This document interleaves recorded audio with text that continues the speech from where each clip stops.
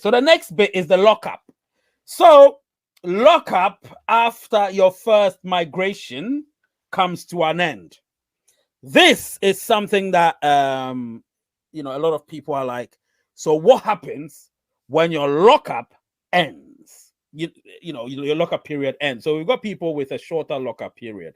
So some people have 2 weeks lockup period, which I believe is a big risk. Some people have 6 months lockup period. The rate I don't know. And some people obviously have 1 year and 3 years. So I would always entreat you lock up, about 90% personally anyway. Remember, that's my personal choice. If you want to do that, that's also good. And I would also say that if you're locking up 90%, lock it up for a minimum of 1 year, which means you have 1 or 3 years. The reason I'm saying this is because when you lock up, what you're doing is you're creating scarcity. And if you create scarcity, then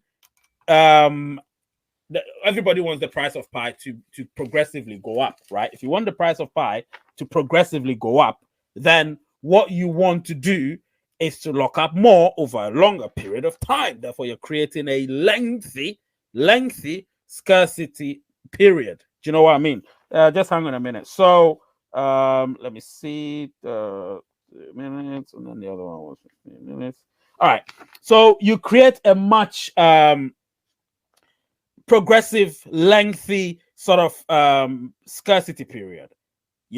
That's why I advise people to lock up longer and lock up more, because if you do that, then you are going to get that. But the question is, what would happen when your lockup period comes to an end? Are you going to be able to lock up more, or is it going to accumulate? Now, this is what I have been told so far.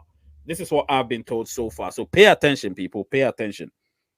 What has happened is the core team are looking. They're looking to be able to allow people to lock up almost immediately after 30 days leading up to their lockup, coming to an end, or the lockup period coming to an end. So that is what the core team is looking to do. 30 days leading up to so let's say your lockup ends end of June, for instance, for argument's sake, let's say yours ends up end of June. So if it comes to an end by the end of June, you'll be given the opportunity to re-lock up however long, however much you want to, from the end of depending on the date, the end of May. Do you know what I mean? So something like that. So you're given a 1 month grace period to be able to continue doing your lockup or want to do your lockup from there. Now, the problem is that can't happen at the moment. You understand? They haven't worked on it as to what pioneers need to do when their lockups or the lockups have come to an end. So we're having issues with that. There are a bit of some issues there. I wouldn't say it's a tragic issue, but I would say, yeah, it's a concerning issue.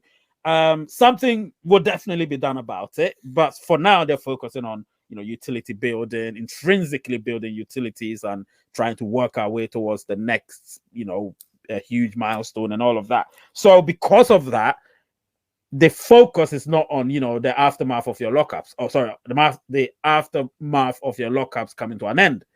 The focus is not on that at the moment. But that will be worked on, because what that's creating is, it is creating an accumulation, a stack of pie, which could be in circulation if mainnet was to happen right now, for instance. Do you know what I mean? So that could become an issue in future. So because of that, the core team are going to look into what could be done. So the 30-day sort of reminder period could start almost immediately. So you'll be given like a prompt to let you know that you've got 30 days from that particular day for to be able to re-lock up your pie or increase. I think is for now it's increasing or maintaining your lockup rate and the period within which you want to lock up for. So the core team are definitely looking into that, and they want to make sure that works out perfectly, because pioneers definitely know that something has to be done. Listen, I personally would say pioneers should just again, this is not something that you should be too worried about. I'm here to give you that hope. I'm here to also tell you the truth, and I'm here to let you know that whatever I know, I try to share them. I try, not everything, of course, because some of them I can't, but the ones I feel like I can, I would. Do you know what I mean? And you just need to make sure that while you're mining and thinking of locking up and all of that, think of how long you're going to lock it up for, because I would say 6 months is too short. 50% is okay, but if you're locking up 50%, lock it up longer. Do you know what I mean? If you're locking up 90%, lock it up 1 year or 3 years. If you're locking up 100%, which I don't advise anyone to do personally, because you don't know when. If you're locking up 100%, then you may say, all right, I'm locking up 100% for 1 year just to see, because 3 years is good. But imagine when we've gone into open mainnet and suddenly you're not able to use your Pi, but you're hoping that it would rise, and maybe it's not rising the way you want it to. So it's rising, but you're thinking, oh God, man, why am I not being able to use my Pi? Because you've locked up 100% for 3 years. Do you know what I mean? So there are those who've locked up. I know a few people who've locked up 100% for 3 years. All good. It's all good. It's helping with the base mining rate going down and all of that. But if all of us were to do that, we would go into mainnet in no time. You see how the trade-off is. So if we lock up 100%, all of us, we'll go into mainnet and none of us will be able to use our Pi.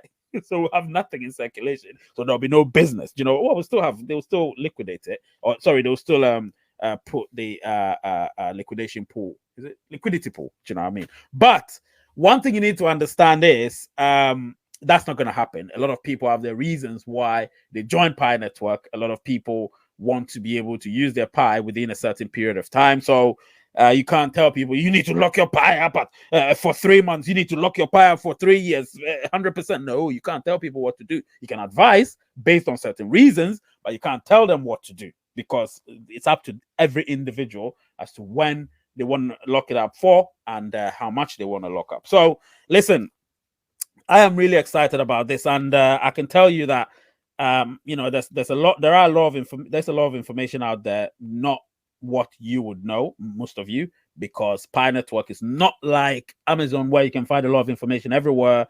It's not like Bitcoin where you can find a lot of information most places. Pi Network, we've not launched here, so whatever you hear most of the times are coughed up, easy sort of reporting, you know what I mean, from others, or the other one, I call them tapping merchants. They look at your story and then they look, oh, he said, okay, I'm going to say the same thing. It's different. If you're reposting somebody's stuff on YouTube, like, on Twitter, which is what we call retweeting, that's fine. Retweeting helps spread the information. But when you use somebody's information and you don't reference them and make it look like you're the one doing it, that is not good. That's an infringement, So people have to be careful. When you use somebody's information, reference them. Make people know that person had that information. You're just using it, so you're giving them that, accolade they deserve. You know what I mean? So with the lockup, let me just say straight away. So this segment had the caption or the subject to be lockup after your first migration. When does lockup after your first migration begin? Or is it?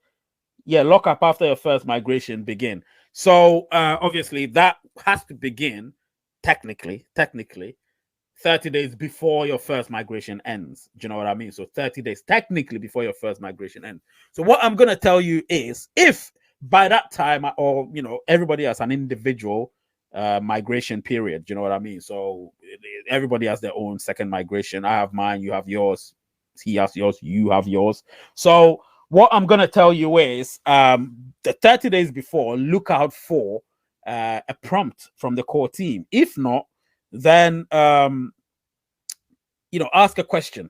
Ask the core team some questions using the support portal and see what they say. Do you know what I mean? But based on the information I have, for now, we can't do anything for now. But maybe a few people are able to do it, but generally we can't do anything. Smash that like button, guys. Smash the subscriber button. Become a member. And of course, follow me on Twitter as well, because I'll be doing Twitter spaces every now and then. Do you know what I mean? So follow me on Twitter. If you don't follow me now. All right?